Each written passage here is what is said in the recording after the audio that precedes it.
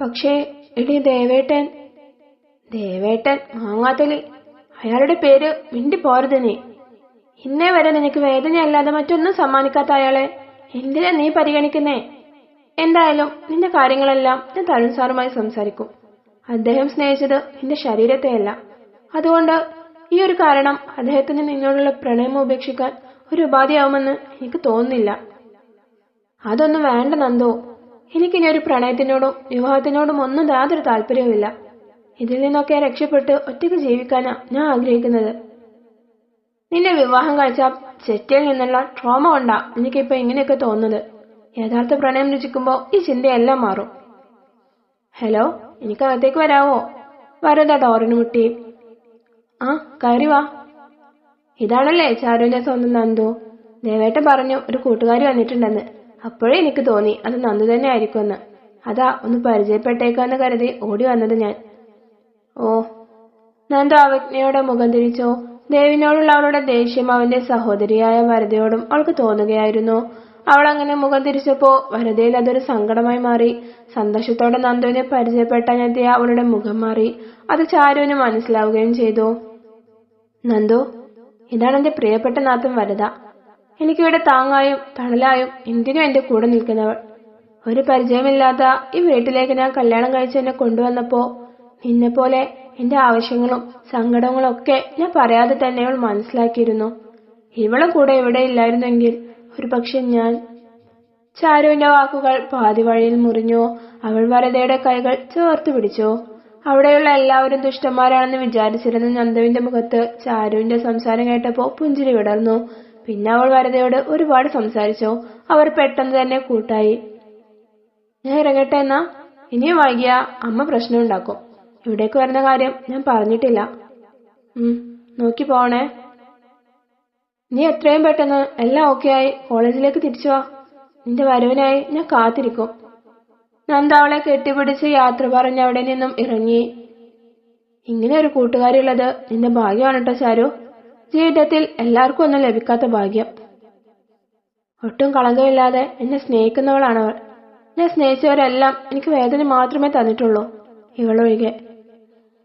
പിന്നെ വരദ, പാതി വഴിയിൽ നമ്മൾ നിർത്തിവെച്ച ഒരു കാര്യം ഉണ്ടായിരുന്നല്ലോ, അതിന്റെ ബാക്കി നീ പറഞ്ഞില്ലല്ലോ. വിവാഹ നിശ്ചയത്തിനു ശേഷം ദേവേട്ടനും ഇഷയ്ക്കിടയിൽ എന്താ സംഭവിച്ചത്? അല്ല ചാരു, നീ ഇതേക്കുറിച്ച് ദേവേട്ടനോട് എന്തെങ്കിലും ചോദിച്ചിരുന്നോ? ഇനി അതെങ്ങാനുമാണോ നിങ്ങൾക്കിടയിലുള്ള പ്രശ്നം? ഏയ്, ഞാനൊന്നും ചോദിക്കാനും പറയാനും ഒന്നും പോയിട്ടില്ല. ഇതേ ചൊല്ലി ഞങ്ങൾ തമ്മിലൊരു പ്രശ്നം ഉണ്ടാക്കില്ല എന്ന് ഞാൻ നിനക്ക് തന്ന വാക്കല്ലേ. ഞാൻ പറഞ്ഞില്ലേ, വിവാഹ നിശ്ചയമെല്ലാം വളരെ ഗംഭീരമായി തന്നെ നടന്നു. അതിനുശേഷം ഇവിടെയുള്ള എല്ലാ പരിപാടികൾക്കും ഇഷ സജീവമായി തന്നെ ഉണ്ടാവുമായിരുന്നു. ഭയങ്കര എക്സ്പെൻസീവ് ആയിട്ടുള്ള നിരവധി ഗിഫ്റ്റുകൾ ഏട്ടൻ അവൾക്ക് സമ്മാനമായി നൽകി. വിവാഹ നിശ്ചയം മാത്രമേ കഴിഞ്ഞിട്ടുള്ളായിരുന്നുവെങ്കിലും പിന്നീടുള്ള അവളുടെ ജീവിതത്തിൽ ഒരു കുറവും വരാൻ ഏട്ടൻ സമ്മതിച്ചിട്ടില്ല. പതിയെ പതിയെ അവളുടെ സ്വഭാവം മാറാൻ തുടങ്ങി. എല്ലാ സുഖസൗകര്യങ്ങളും കുറെ അധികം പണവും കണ്ടപ്പോ അവൾക്ക് അച്ഛനോടും അമ്മയോടുമുള്ള പെരുമാറ്റത്തിലൊക്കെ കാര്യമായ മാറ്റം വന്നു. ദേവേട്ടനെ ഞങ്ങളിൽ നിന്നെല്ലാം അകറ്റി വേറെ വീടെടുത്ത് താമസിക്കാൻ വരെ അവൾ ശ്രമിച്ചു. പക്ഷേ ഇതൊന്നും ഏട്ടന് മനസ്സിലായില്ല. അവളുടെ മതിമറന്ന സ്നേഹത്തിൽ മയങ്ങിക്കിടക്കുകയായിരുന്നു അദ്ദേഹം. ഏട്ടനെ അവൾ ജീവന് തുല്യം സ്നേഹിച്ചിരുന്നു. അതുകൊണ്ട് തന്നെ അച്ഛൻ എത്ര പറഞ്ഞു കൊടുത്തിട്ടും അവളുടെ സ്വഭാവം മനസ്സിലാക്കാൻ അദ്ദേഹത്തിന് സാധിച്ചില്ല. എന്നാ പിന്നെ ഏട്ടന്റെ സന്തോഷമല്ലേ വലുത് എന്ന് കരുതി അച്ഛൻ ആ ബന്ധം മുന്നോട്ട് കൊണ്ടുപോകാൻ സമ്മതിച്ചു. അങ്ങനെയിരിക്കെയാണ് ഒരു ദിവസം അവർ യാത്ര ചെയ്തുകൊണ്ടിരുന്ന കാറ് ആക്സിഡന്റ് ആവുന്നത്. അതിൽ ഇഷയ്ക്ക് കുറച്ച് കോംപ്ലിക്കേറ്റഡ് ആയിട്ടുള്ള പരിക്കുകൾ സംഭവിച്ചു. അന്നത്തെ ഹോസ്പിറ്റൽ റിപ്പോർട്ടുകളിൽ അവൾക്ക് ഈ ജന്മത്തിൽ ഒരിക്കലും ഒരു അമ്മയാകാൻ കഴിയില്ല എന്ന് ഡോക്ടർമാർ വിധി എഴുതി. അയ്യോ, ആ ആക്സിഡന്റ് കാരണമാണോ അങ്ങനെയായത്? ഒരിക്കലുമല്ല, അത് അവൾക്ക് ജന്മനായുള്ള വൈകല്യമായിരുന്നു അത്രേ. ഇതും കൂടെ അറിഞ്ഞപ്പോ അച്ഛൻ ഒരു കാരണവശാലും ഈ ബന്ധത്തിന് സമ്മതിക്കില്ല എന്ന് തീർത്തു പറഞ്ഞു. കാരണം ഈ മാളിയേക്കൽ സാമ്രാജ്യത്തിന് ഒരു അനന്തരാവകാശം വേണ്ടേ. അന്ന് ഏട്ടൻ കുറെ വഴക്കിട്ടു, കരഞ്ഞു. കാരണം ഏട്ടൻ ഇഷയെ അത്രമാത്രം സ്നേഹിച്ചിട്ടിരുന്നു. അന്ന് ഹോസ്പിറ്റലിൽ വെച്ച് അവളോടൊന്ന് യാത്ര പോലും പറയാൻ നിൽക്കാതെ ഏട്ടൻ അവിടുന്ന് പോന്നു. അല്ല, പോന്നു എന്ന് പറയാൻ പറ്റില്ല, പറഞ്ഞയച്ചു.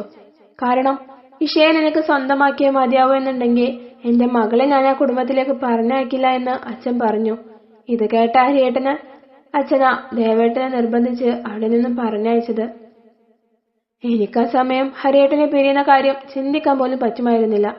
അതുകൊണ്ട് ഞാൻ ചേട്ടനോട് പറഞ്ഞു, ഹരിയേട്ടനെ എങ്ങാനും എനിക്ക് നഷ്ടമായ പിന്നെ ഞാൻ ജീവനോട് ഉണ്ടാവില്ല എന്ന്. അതോടുകൂടി ഏട്ടൻ നിഷയെ തന്റെ ജീവിതത്തിൽ നിന്നും പൂർണ്ണമായും ഒഴിവാക്കി. പിന്നെയാ മറ്റൊരു വിവാഹത്തിന് സമ്മതിച്ചതൊക്കെ. നിഷയെ പൂർണ്ണമായും ജീവിതത്തിൽ നിന്നും ഒഴിവാക്കിയെന്ന് അദ്ദേഹം നിങ്ങളെ പറഞ്ഞ് വിശ്വസിപ്പിച്ചതല്ലേ? സത്യം അതല്ലല്ലോ. അവർക്ക് രണ്ടുപേർക്കും ഒരു കുഞ്ഞിനെ ലഭിക്കാൻ വേണ്ടി മാത്രമാണ് എന്നെ വിവാഹം കഴിച്ചതെന്ന് നിങ്ങൾക്കറിയില്ല. ചാരു ചിന്തിച്ചോ? അങ്ങനെ എല്ലാവർക്കും വേണ്ടി സ്വന്തം പ്രണയത്തെ അദ്ദേഹം ത്യജിച്ചു.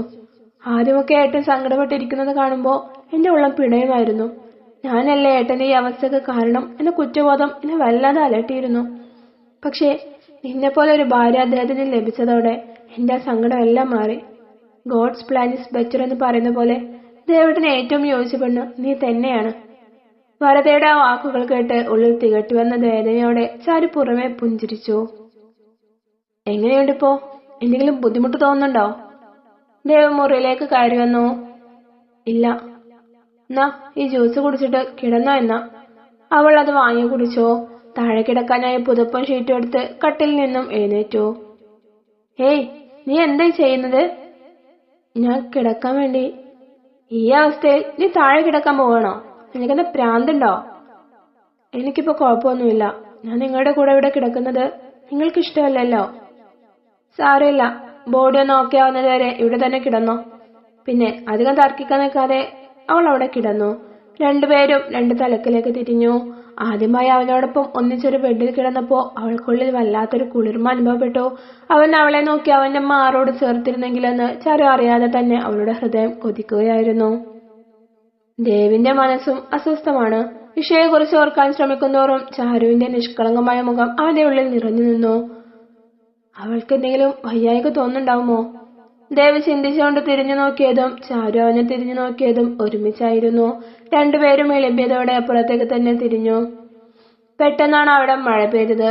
വൈകുന്നേരം വരെ നല്ല മഴക്കാറുണ്ടായിരുന്നുവെങ്കിലും മഴ പെയ്തിട്ടുണ്ടായിരുന്നില്ല.